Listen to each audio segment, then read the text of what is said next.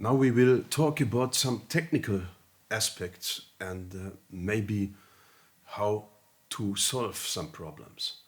And the first problem here, from the point of technique, is just in the first line, and it is this.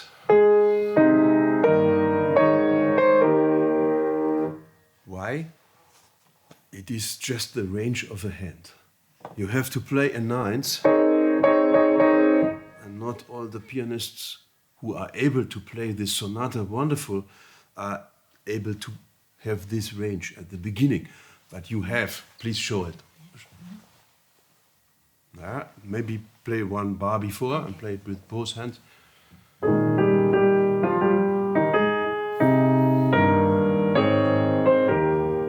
Yes, it looks so easy. And well, what could we do if we play it and we cannot reach this? It's just not only the nines which has to be played, but also the voices within. Normally, and I knew a lot of pianists, and I had it in some courses, where they just play an arpeggio. Also in other parts of Beethoven where such things happen. But I wouldn't do it, because we have this forzato. It should be a strong and accent, and it's like in an orchestra, the chord should be together. My proposal would be to leave out a note. I know this is, well, one can discuss and one can be very angry about this, but listen. It's the C1 which is missing, but you have the chords together. I would prefer this solution, but it's just a proposal. I know we should never leave out a note in Beethoven's composition, but here it would be the solution for a small hand, better than an arpeggio. This is the first one, but this has nothing to do with technique, but with the range of the hand. The next problem is, I think, the trill. Can you just show it?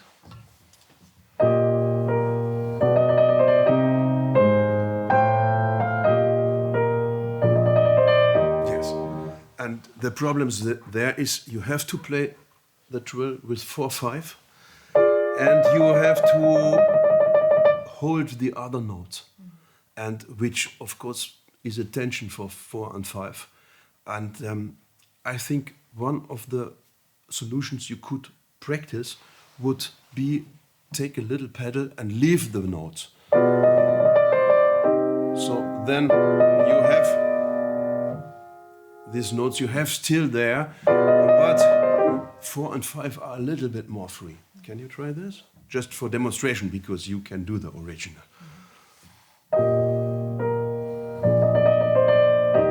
Yes. And then, of course, if you really want to practice it as a student, my advice would be really practice trills with 4 and 5. We later need it also in the last Beethoven sonata. So you can take a fifth, and then in other keys you play it with 4/5. And this would be a kind of good preparation for this moment, and also to play a trill with 4/5 and hold the other notes of the chord. So, yeah, can you show this? Yes, and then in D sharp. Yes, and so on. Yes, yes, and maybe also have a more range in the chord. Maybe you play this. Yeah, but such things, there is no secret. It is you must practice it, learning by doing, and well, also we have to discuss which kind of expression you want there. How many notes we have? One could imagine with 5 notes, like a Doppelschlag. Can you show this?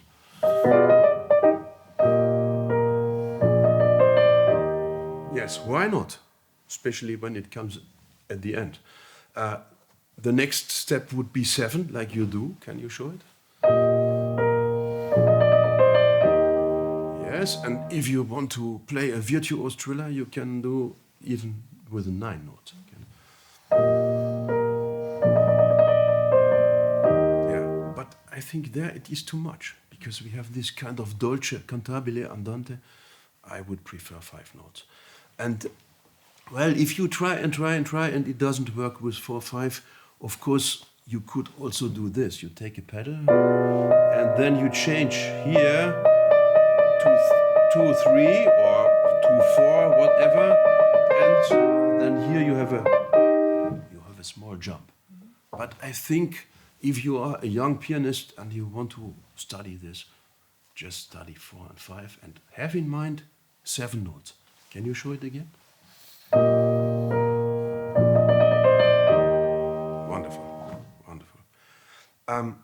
Then the next one, you told me where is your most difficulty. Please show us.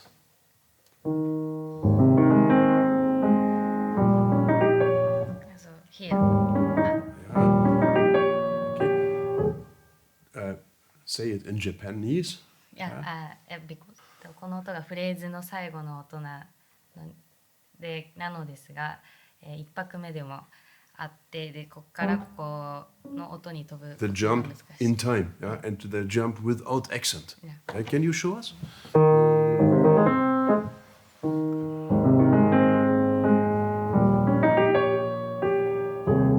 Yeah, I think this is perfect, because I think one should not try to be completely in tempo, because if you then you get the accent on the D flat, and it's still a relaxed variation and it's andante, so I think there is no use to hurry up. Just take the time. Can you do it again? Wonderful. And if you want to practice such a jump, I think it is sometimes very helpful if you do the difficulty even more difficult. So do the jump with 2 octaves. Yeah, can you show?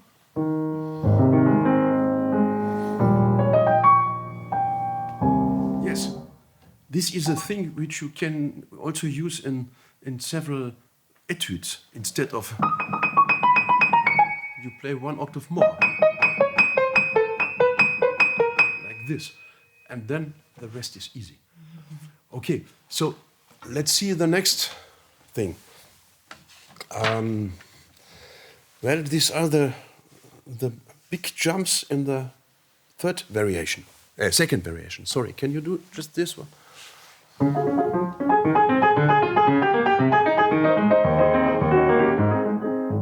Yes, and well, my proposal for this would be first also play hands separate, and then, for example, do such exercises.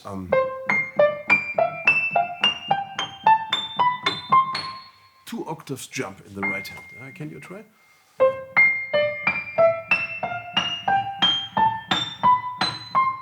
Yeah, and do in the left hand.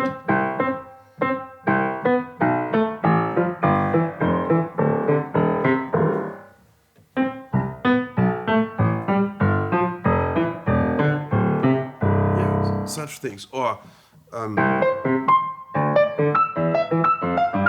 sorry.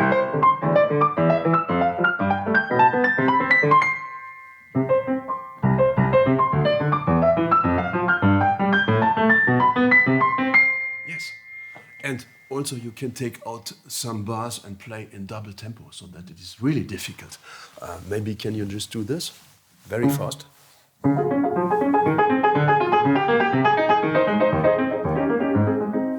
Yeah, wonderful, wonderful. So also here you could play exaggerated difficulty with the 2 octaves jump. And then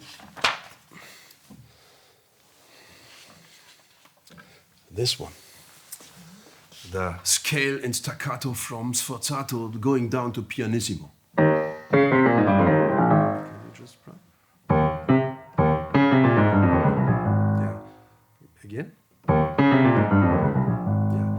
And my advice would be, if you practice scales, do exactly what happens here. We have a staccato, a sforzato, and then followed by a decrescendo. So you do this. Can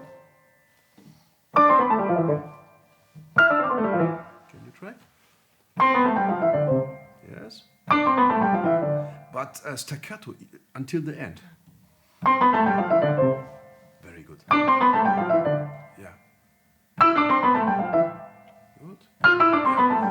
And then also in parts.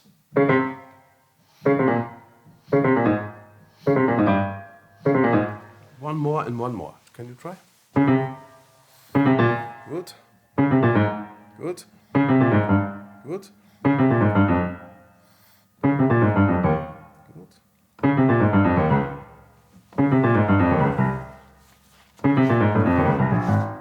Good.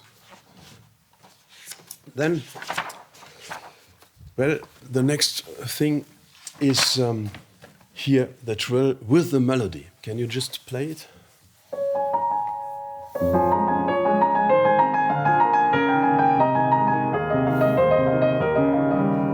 Yeah. Here I would also take out the difficulty. Mostly play such things in C major, that you have just the white keys and don't have to think about black keys. And maybe play an octave trill like this. Yeah, try that. And then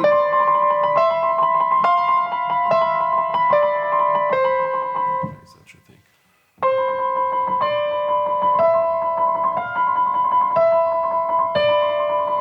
Yeah, and then also practice this trill with the crescendo and decrescendo.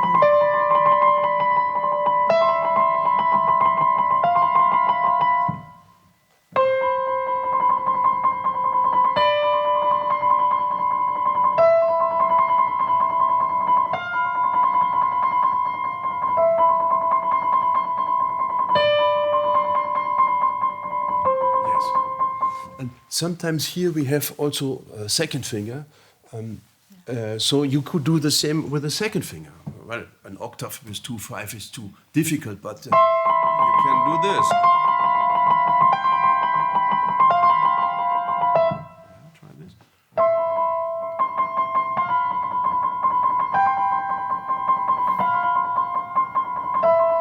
Yeah, very good. I know you can do it. And then, well, second movement, we have the thirds. And the fingering of Mare Peraya, I think it's just perfect. It really works. Can you try? Yeah. And can you show it very slowly?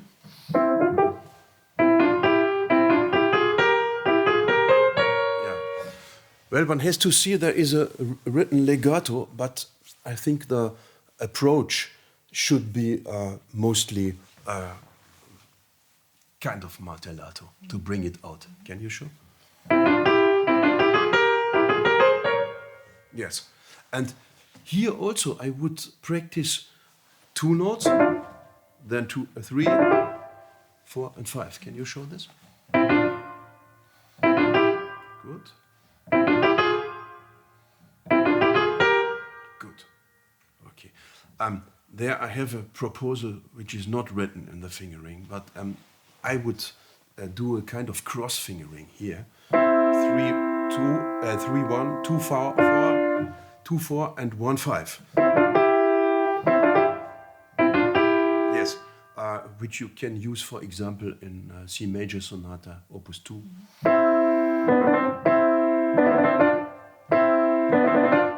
get this 5, 1. Yes, and then 3, 2. And then go over with 3, 2. Yes. Try it first. Yes, it works. And to prepare this, you can play a scale 5, 1, 3, 2.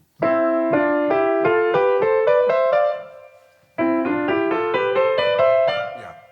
So this is just a proposal if somebody isn't happy with the fingering which is written there, but I think it's perfect and you do it perfect. Okay. Then here at the end, I think very important to have a kind of martellato sound, very strong to reach the fortissimo, and so it should be a little bit like this.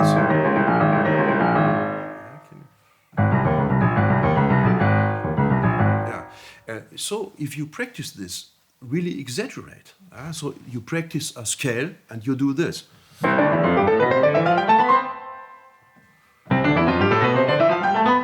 Maybe even with a little pedal. Yeah, very good, very good. Then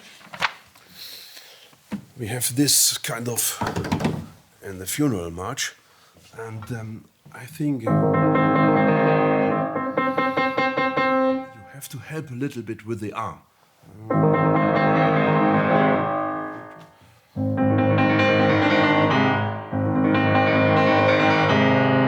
Yes. Yes, this is the proposal, 5-2 of Maria Pereira. I would use 5-1. But it's important that you have this crescendo. And then, well, I think this is difficult. In both hands, this semiquavers. Can you just show it? Yeah. I would practice it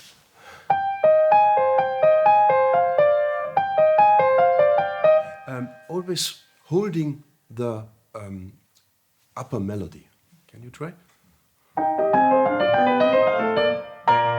And then also play it with relaxed notes, leggero. Yes, yes. And of course you can take out such a, you could do this.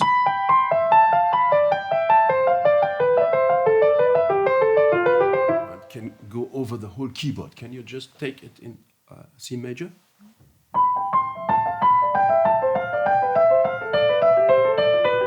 You can start very slowly. Yeah, and then do 2 fast. Yes, yes. And so I would go on and on, 2, 3, 4, then you have it. And after C major, do it in other keys, and then it will work.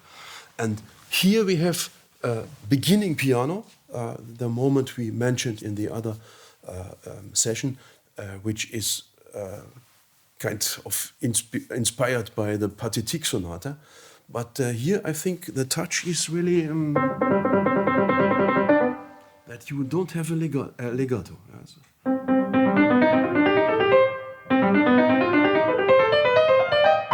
Yeah, so this something like this.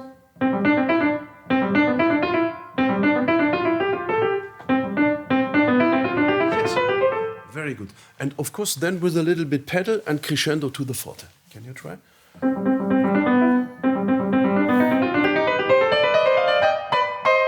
Very good, very good. Then also a problem is to hit the sforzati. The scale starts with a sforzato, which normally doesn't happen. But here he writes it. So can you just show it?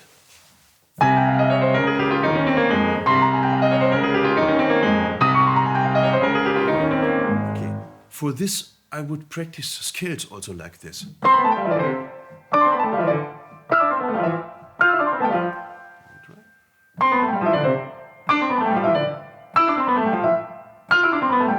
Yeah, then it will work, I'm sure.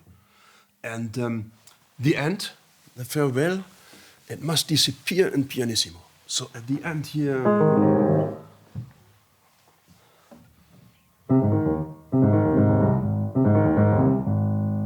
yeah, and I think for this it's also very important, such touch that it's like you're cleaning the keyboard from dust. You don't do anything.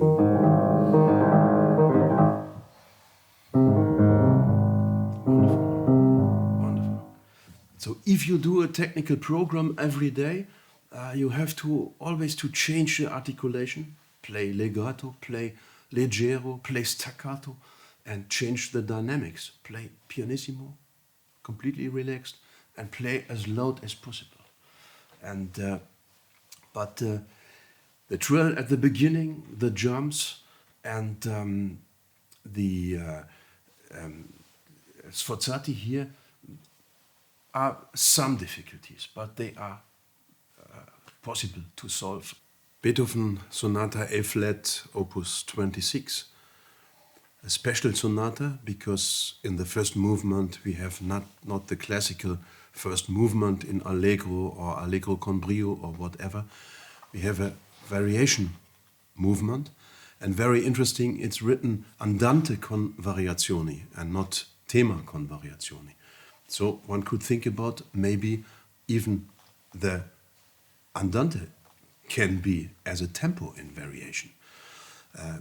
Especially for the third and fourth movement variation, it is very important. Andante walking. You walk different if you had a wonderful day before, or if you had a sad day, or if you walk dreaming. And so there is a kind of possibility to change the tempo and to play it in different attitudes. Could you just play it like you did in your performance?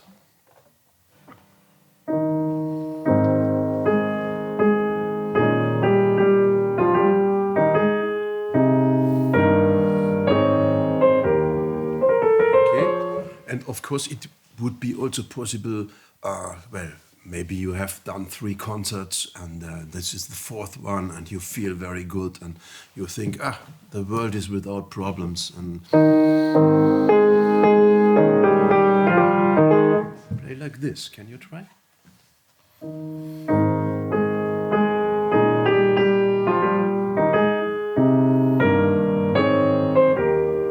Yeah. So here, as the interpreter, you are free just to choose the tempo which is an andante for you. Then we have the situation where the phrase ends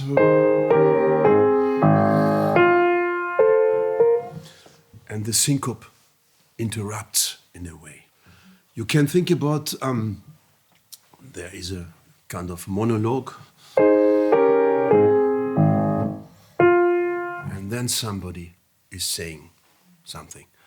Or you can think it's a dialogue and you talk and the other just want to say something and comes very early. It could be like this. Can you try?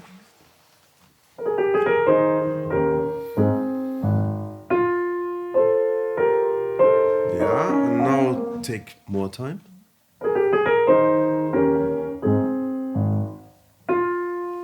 Yes. So then the situation is really completely different, but only with a slight waiting. First variation, this. Also here, I think the situation like the beginning is the same, so it's not a kind of virtuose variation. You just should take time. Can you try?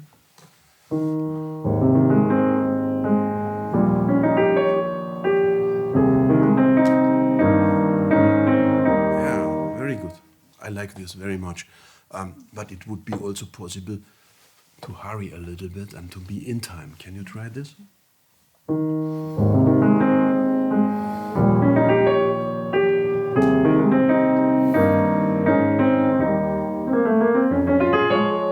Yes, thank you.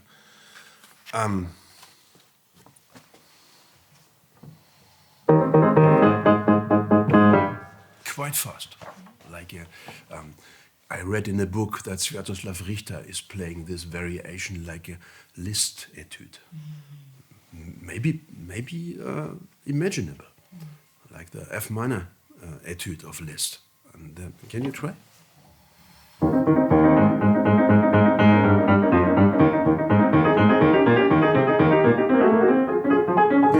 Yes, very good. But of course, now you just demonstrated the possibility, but you played it slowly and more characteristic. Can you do your interpretation?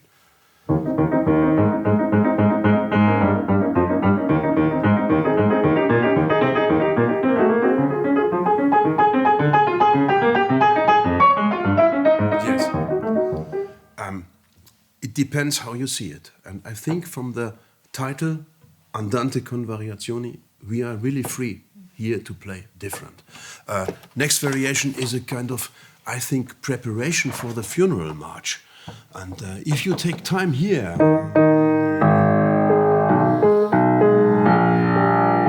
on the one, it is really heavy. So you feel sad and you hardly can walk. Can you try?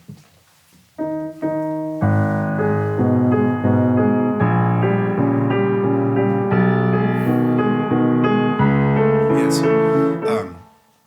If you are full of bitterness and sorrow, maybe the sforzato is even stronger. Like this. Can you try?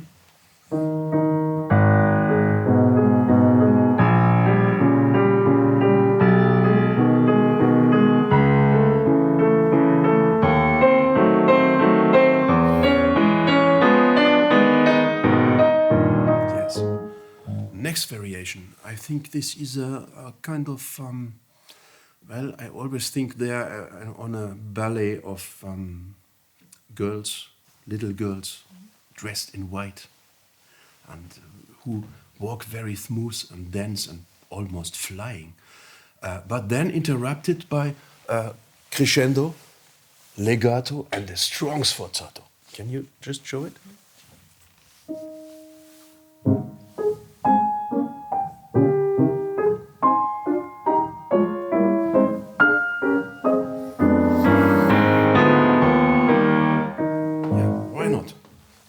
Edwin Fischer writes in his book that one has to be careful not to play it as a scherzo and not in double tempo of the variations, of the tema and the other variations. And this indicates that at his time, sometime it was played in double tempo, like a scherzo. But can you just show it, how it would be? Play very fast.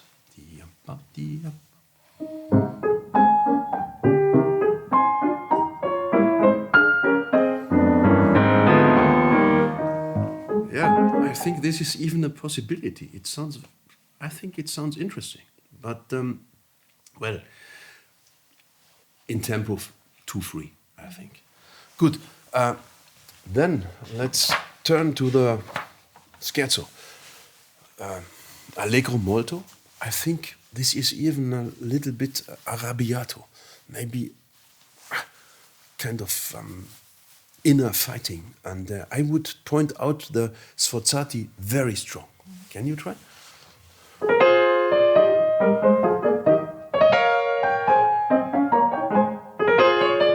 But I think this is still very polite. I would do da-da-da-da-da.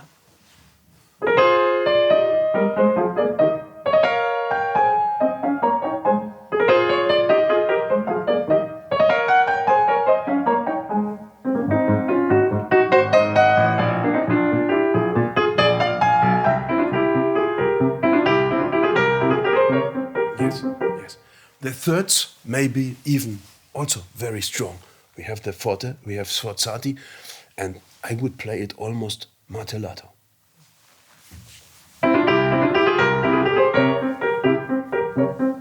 Yes.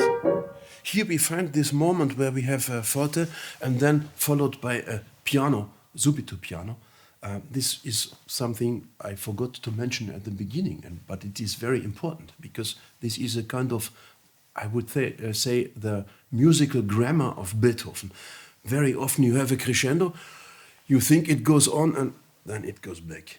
Let's just show this from the beginning. And I would always exaggerate this. Can you try this?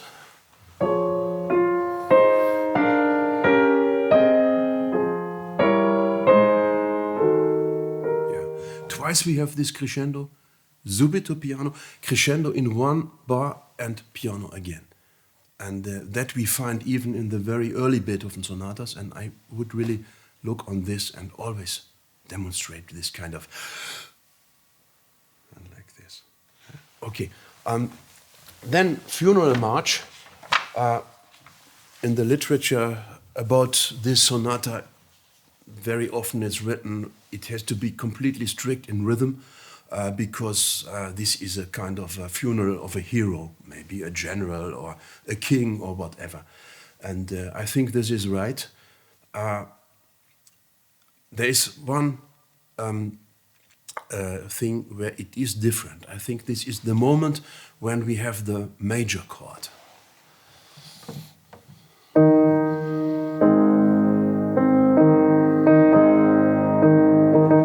And I remember in preparation for this production, I watched some funerals, and very moving is the funeral of Winston Churchill, where his coffin is led through the streets, and you see the politicians, the famous politicians of this time, standing there, and for a second you see Charles de Gaulle, and he, of course, without any moving of his face, but a tear is going down. And I think this is the moment here. This is the tear in a normal, very controlled funeral, but I would show and point it out by taking some pedal and waiting on the chord. Mm-hmm. Can you try? Maybe from here, where it's good for you.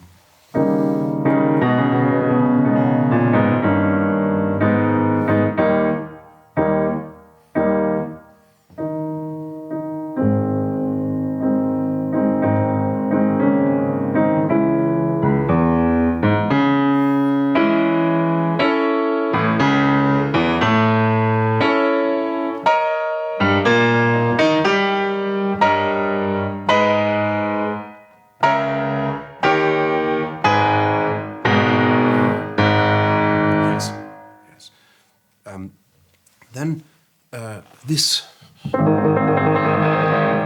is again maybe some timpanis in the march. I would really play at the end with the help of the arm and a little weight of the arm to point out this crescendo. Can you show? But be careful not to do an accelerando.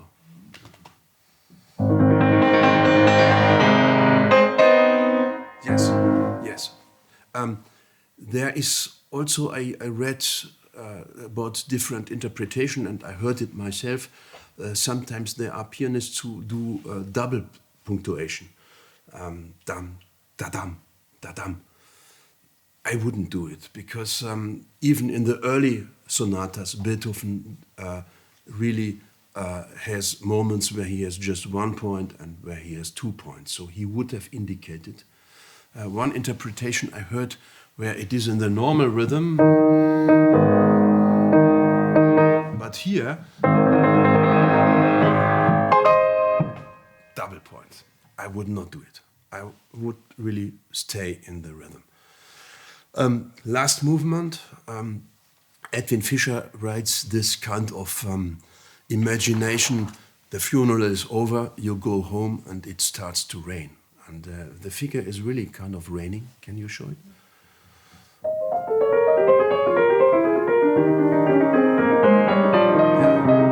Yeah. Joachim Kaiser, the famous critic who wrote a wonderful book about Beethoven sonatas, he discusses whether this is a kind of maybe a harmless end of a very intensive funeral march. But I think this is a best possibility to finish such a sonata, because the funeral march is so serious and so strict, so something must happen. Even if you have attended the funeral yourself, something must happen and you must relax. But the relax is only at the beginning, because then it comes out dramatic. Can you show this?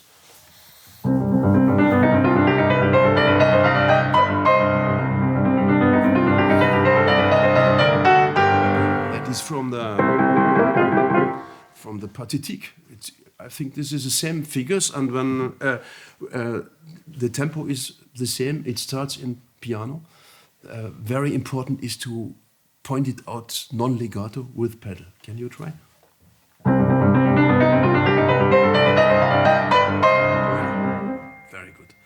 And so for the end, we have surprising sforzatis on the beginning of a phrase.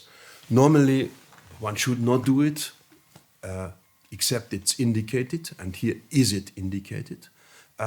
So you should really point it out. Can I see?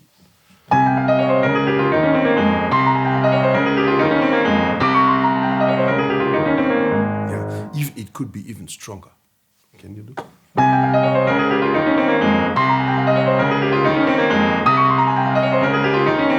Wonderful, wonderful. In the Sonata Opus 28, which will be also part of this production, there is a similar part, but there are no sforzati, so that is important not to do it. But here it's strong. But so this is the last drama in the sonata. At the end, the music disappears, and it's like open a window and the music flies away. So you should really try out the most possible pianissimo, so that one really cannot hear what you are really doing. It is disappearing. Can you try? Yes. So kind of farewell. And when you talk about interpretation, what could one do at the end if you are on stage? You could do... and then? Or you could do... and then you get up. Well, but this is an interesting end, but this kind of end Beethoven uses also in the D major sonata, opus 10, number 3. And I think if you go back to the thema, it's a wonderful connection in A flat with the most beautiful sound which is possible. Thank you. Thank you.